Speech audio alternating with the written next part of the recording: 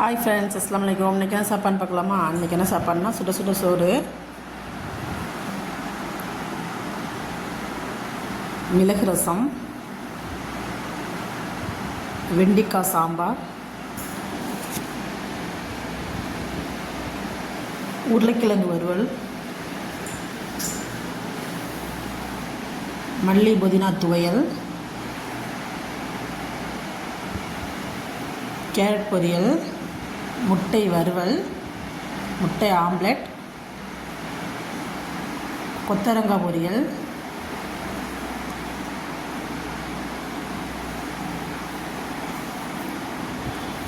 முருங்கைக்கீரை பொரியல், சொரக்காய் பொரியல்,